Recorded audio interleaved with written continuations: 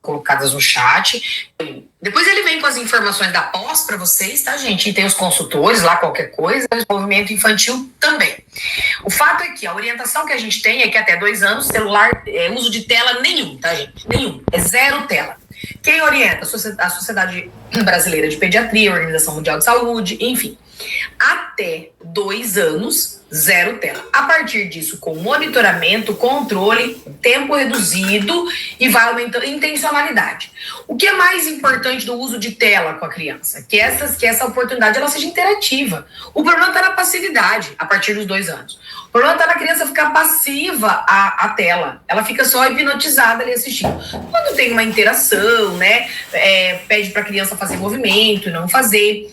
O que a gente analisa também, gente? Hoje as pessoas falam assim, mas antigamente a gente também assistia desenhos. Sim, mas os desenhos antigamente eles eram com cores menos contrastantes, o movimento era menos intenso, então havia uma necessidade de elaboração, inclusive por conta da pobreza visual que tinha, né? A pobreza ali de espectro de cor, né? A imagem era bem precária. Hoje não, hoje as imagens são muito elaboradas. Tá? Então, e uma criança que fica somente usando a tela touchscreen, ela reduz muito a capacidade dela de exploração de habilidades de coordenação visomotora.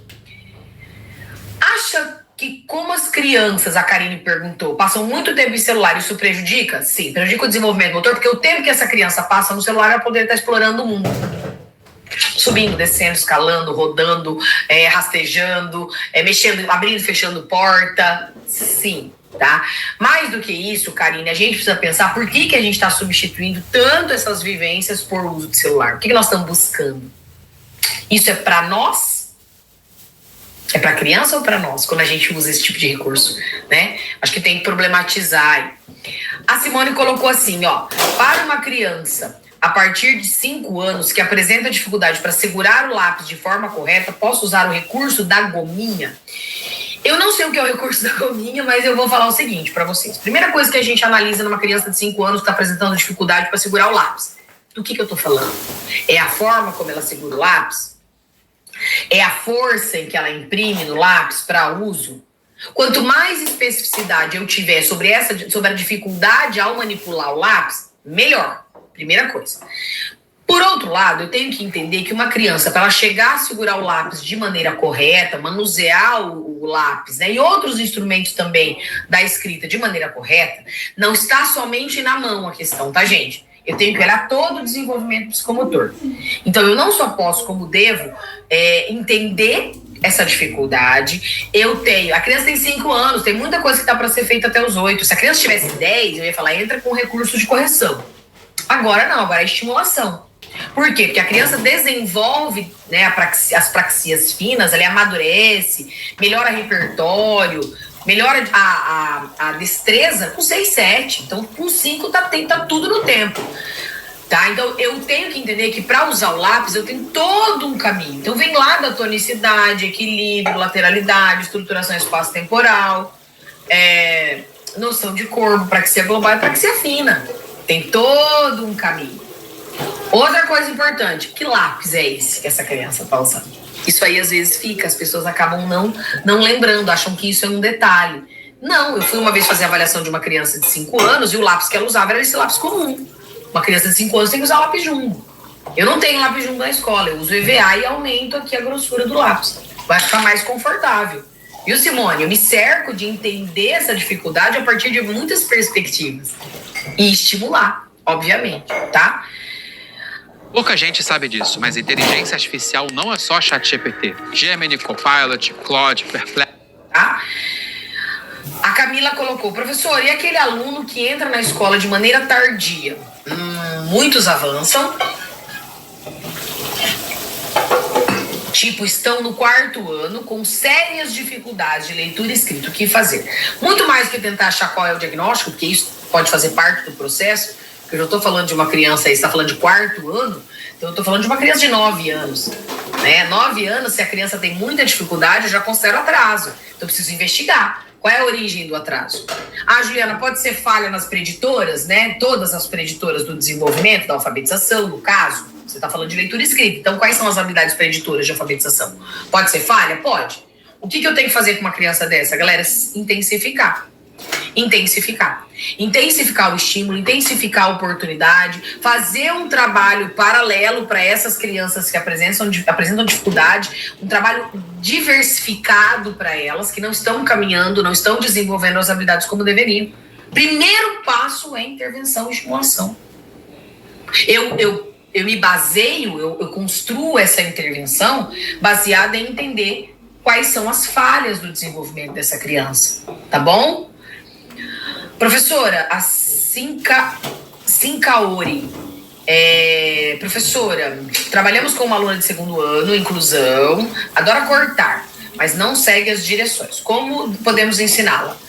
Tá, a primeira coisa que a gente precisa entender é que para eu seguir uma linha de recorte demanda uma série de habilidades, entre elas a visual. Tá enxergando? Tá tudo ok? Visão ok?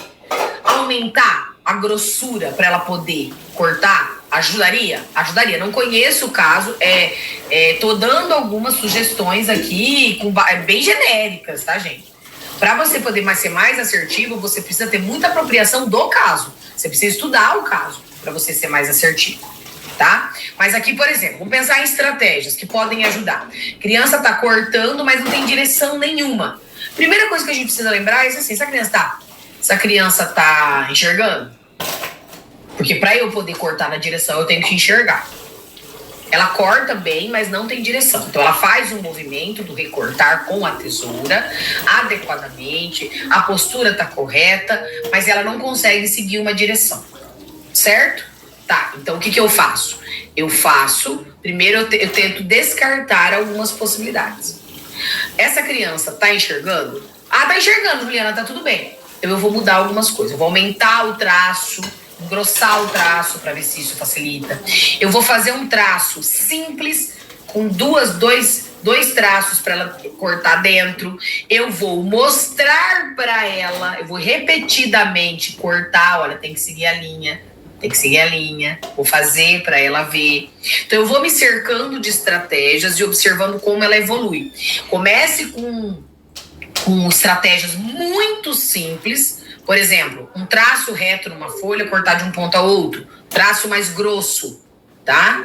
Ou 2 traços, como se fosse uma rua, para ela cortar no meio. Comece com coisas bem simples, até porque você está falando de uma criança com autismo nível 3 de suporte, que exige suporte tem um nível de dependência muito grande, tá? Vou pegar uma do chat. Uma criança que não consegue pegar o lápis e não consegue identificar as letras. Ela tem 4 anos. Como posso fazer com essa criança? Primeira coisa que eu faria é fazer uma investigação. Está ouvindo, está enxergando. Primeira coisa. Tá tudo certo? Ela tem 4 anos. Tem muita coisa que dá para fazer.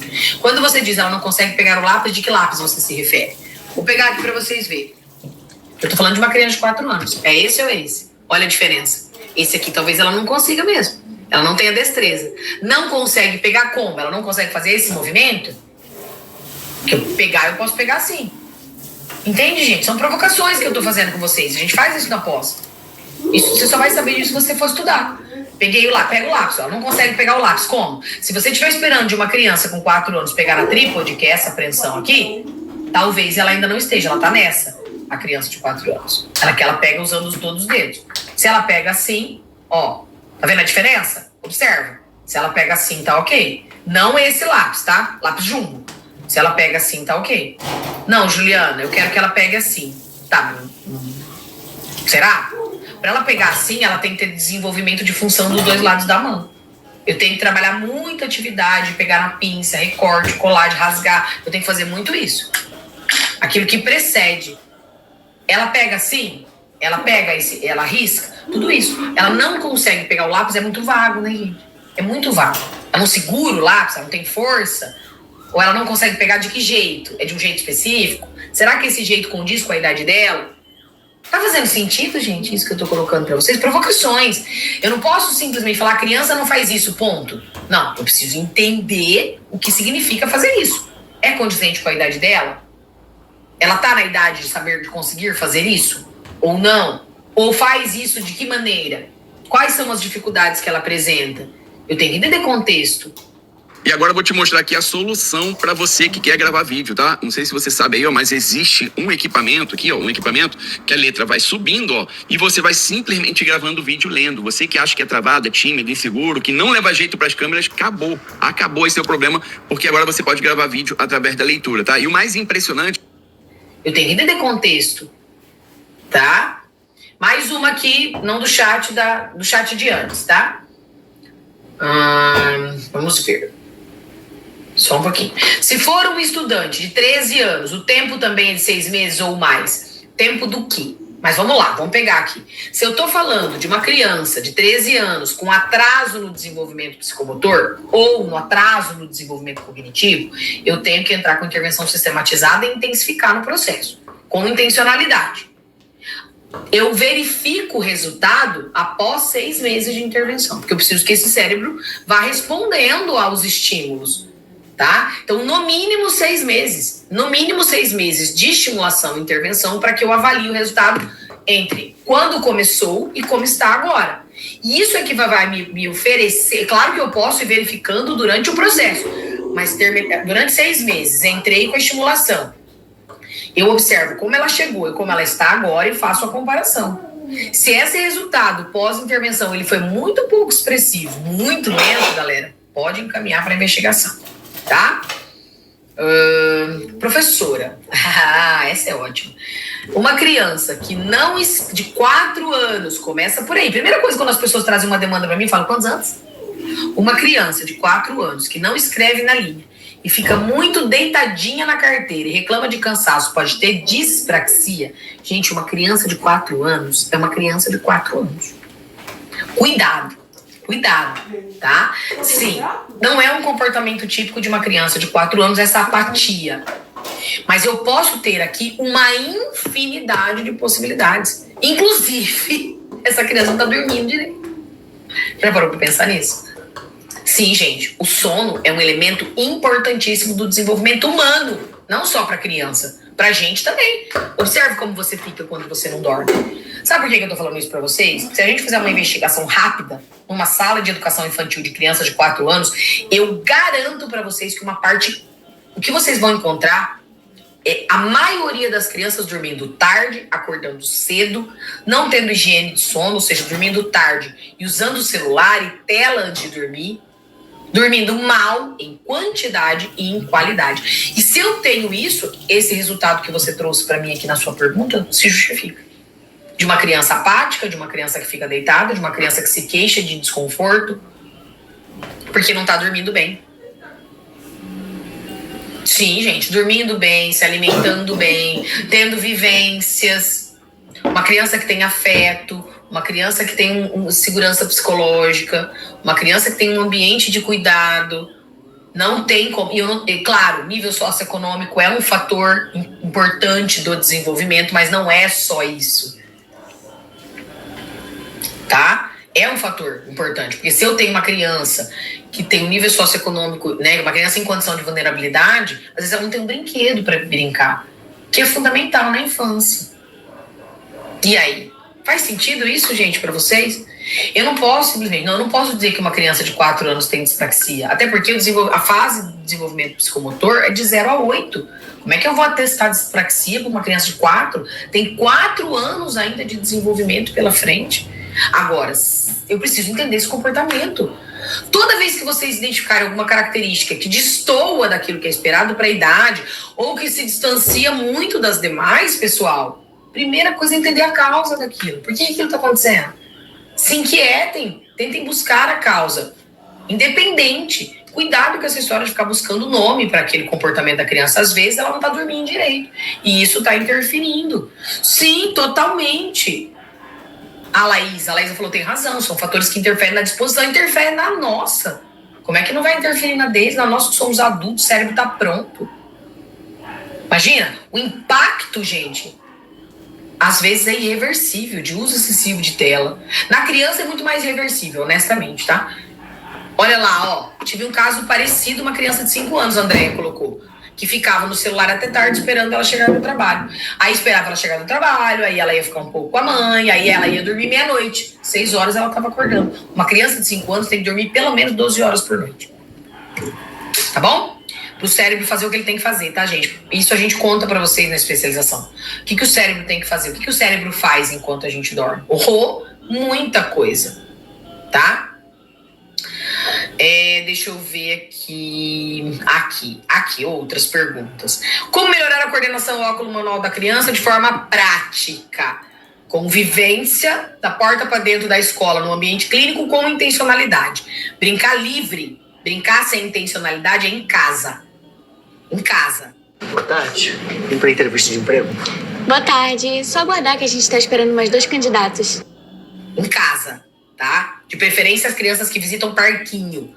É importantíssimo, parquinho. Na escola, até o parquinho tem que ter intencionalidade, galera. Sim, não é só levar as crianças no parque. Porque se eu só levar as crianças no parque, na escola, e eu não trabalhar com intencionalidade, o que vai acontecer? Ela vai fazer somente aquilo que ela já faz. Tem criança que explora, mas toda criança se comporta assim? Não, até 11h35. Daí o Rogério volta para falar um pouquinho das pós com vocês, tá? Então, como que eu estimulo qualquer habilidade psicomotora? Fazendo. Pela experiência, pela vivência. Tá bom? Então é fazer. E aí fazer da porta para fora da escola, a porta para fora em ambiente de estimulação, fazer. Só fazer. Da porta para dentro com intencionalidade, tá? Sim, inclusive, gente, essa questão do sono, existe uma discussão muito contundente, né? Que é sobre o horário em que a aula começa, sabe assim? Isso é cultural, isso é uma característica do país, né? As aulas começarem 7h15, 7h30, entendeu? Então, isso tem uma discussão por trás disso aí também, porque o cérebro ainda tá bem letárgico, até por torno de umas 9 da manhã, quando dormiu bem. Imagina quando não dormiu, certo? Deixa eu ver aqui, tem uma pergunta. Como agir com uma criança de 11 anos, menina, que repete o que eu falo? Fica rindo muito e não tem equilíbrio para escrever. 11 anos, gente, a gente já tem aí um perfil, né, de desenvolvimento bastante desenvolvido. Já é uma criança que aprende por abstração, bastante, desde pequenininha, mas isso é bastante desenvolvido. Já é uma criança que tem ali um nível de funcionamento executivo, controle inibitório, né, que é o que demanda isso aí. Primeira coisa, eu pesquisaria em qualquer circunstância audição e visão. Qualidade e quantidade. Audição e visão. A criança está enxergando bem, então assim, acuidade visual, processamento visual, percepção visual, acuidade auditiva, processamento e percepção auditiva. Primeira coisa, tá? Eu investigaria isso. Em qualquer caso de alteração do neurodesenvolvimento ou qualquer coisa que vocês percebam de dificuldade na criança. Eu analisaria também contexto. Essa criança teve oportunidade? Repetir o que você fala, qual é a intencionalidade? Existe um sarcasmo? Uma criança de 11 anos. Entendeu? Qual é a intencionalidade? Já conversou, já sentou com essa criança para ela entender que esse comportamento é um comportamento que prejudica, às vezes, o andamento da aula, que às vezes tira a atenção das crianças. Teve uma boa conversa, fez um acolhimento, tentou entender. Porque eu também trago essa necessidade, gente, de um cuidado que é socioafetivo emocional, tá? Não tem como. Ok? Então, a gente precisa olhar para essas características com cuidado. Bom dia, a criança que desenvolve suas habilidades com 1 ano e 2 meses. Muito vago, Maria. Criança que desenvolve que tipo de habilidade com 1 ano e 2 meses? Quais habilidades você está se referindo? Uma criança de 1 ano e 2 meses, ela está vivendo o processo de aquisição de uma série de habilidades psicomotoras, né? Como, por exemplo, habilidades de equilíbrio corporal, habilidades que trazem aí, né, o andar, né, a transição do andar do engatear para o andar. Ela está melhorando o andar. De que habilidade você está falando? Ela está desenvolvendo habilidade de linguagem. Entender, galera, se o desenvolvimento da criança, para além disso que a pessoa colocou, entender o desenvolvimento da criança, tá? O desenvolvimento típico vai me dar essa informação. Primeira coisa, porque o que é esperado para uma criança de 1 ano e 2 meses? Porque o que é esperado está condizente com o que eu estou vendo enquanto cenário no desenvolvimento da criança? Se tá, zerou, acabou. Não, Juliana, ela tem um desenvolvimento além daquilo que é esperado para a idade. Em quais aspectos? O que ela tá te mostrando que ela tem além? É uma criança que já fala frases. Vamos pensar assim, né? Desenvolvimento de linguagem. É uma criança que faz perguntas, fala frases. Pode ser um sinal de uma criança altamente habilidosa? Pode. É uma criança que apresenta um interesse atípico por letras e números com 1 ano e 2 meses, porque isso não é típico da criança de 1 ano e 2 meses. Pode ser uma hiperlexia? Vem para pós, gente, vem para pós. A gente vai responder com cuidado, com mais tempo isso para vocês. Pode ser uma hiperlexia, que é um sinal de TEA, é uma condição que na verdade não é nada muito extraordinário, né? Na verdade é entendido como uma alteração. Não, é um sinal de altas habilidades? Depende, gente, depende muito. Por que o lápis jumbo para uma criança de 5 anos? Porque ela ainda não tem capacidade de desenvolvimento de tonicidade para que se afina para manipular um lápis comum. Esse lápis é menos confortável. Quanto mais grosso, quanto maior o calibre de pega, mais conforto a gente tem, tá? Para manipular. Eu discordo. Eu acho que tem que ser o lápis jumbo até 5 anos. Depois entra com o lápis comum. Tô vendo se tem mais alguma coisa no chat. Eu não faço muitas brincadeiras com a aluna fora da sala, com intencionalidade. Quando ela sai da sala, não obedece o comando. Obedecer comando depende de ser trabalhado, obedecer comando e de que forma isso é trabalhado. Se é uma criança com neurodivergência, use pistas visuais. Repetição. A gente não espera que a criança desenvolva assim, ó. Não tem como. Crianças neurotípicas já não desenvolvem de um dia para o outro. Imagina crianças com neurodivergência. Pistas visuais, repetição, recorrência. Uma criança autismo nível 2 de suporte não fica nem um minuto sentado para fazer as atividades. O que fazer? Eu vou dar uma sugestão geral aqui, até porque eu não tenho tempo de falar especificamente. Pesquisem práticas baseadas em evidência para criança com TEA. As práticas baseadas em evidência darão resultado, tá? Estratégia, galera. Tudo na vida é uma questão de estratégia. A criança fala tudo em casa, mas não fala nada na escola. Primeira coisa é entender se esse repertório de fala dela está condizente com uma criança de 3 anos, independente do espaço. Segundo se esse comportamento está acontecendo somente na escola, provavelmente lá tem algum elemento que está desencadeando isso. Eu levaria sua filha para uma avaliação com uma fonoaudióloga. Se ela não fala nada, absolutamente nada, a gente tem um diagnóstico que é mutismo seletivo. Eu levaria para uma avaliação com uma fonoaudióloga e com uma psicóloga, tá? Uma criança de 3 anos que fala tudo em casa e não fala nada na escola. Por quê? Tá? A gente tem que se incomodar às vezes com algumas coisas, tá, gente? Obrigada, Bruna, gente, essa professora de... Obrigada. Eu faço as provocações, gente. Obrigada, Zilene, obrigada. Essa escala. Sim, amor, a criança ficou em pé, demonstrou que ela tá já pronta, isso foi natural, não foi uso de recursos que mais prejudicam, como o disquinho, por exemplo, que a gente não gosta de usar, não pode usar, é proibido, inclusive. Se ela ficou em pé, tá demonstrando segurança, bora estimular o andar. Não tem problema nenhum. Põe um bambolê em volta do corpinho, bora lá, tá? Se for saudável o desenvolvimento, gente, tá tudo certo. Pode usar adaptador de lápis no primeiro ano, caso a criança demonstre dificuldade. Mas não adianta usar o adaptador de lápis e não trabalhar praxias finas, tá? Praxias finas, praxias amplas, tonicidade, equilíbrio. Não adianta nada. É maquiagem. Como identificar que a criança tem autismo? Existe uma lista de sinais de TEA na infância, existem critérios diagnósticos, existem aspectos. Pesquise sinais para autismo na infância, tá? Mas identificação de sinais é diferente de diagnóstico. Diagnóstico tem que ser feito por profissionais aí específicos. Acho que é isso, gente. Como faz com uma criança de 9 anos com extrema rigidez cognitiva e não verbal? Estratégia, prática baseada em evidência, tá?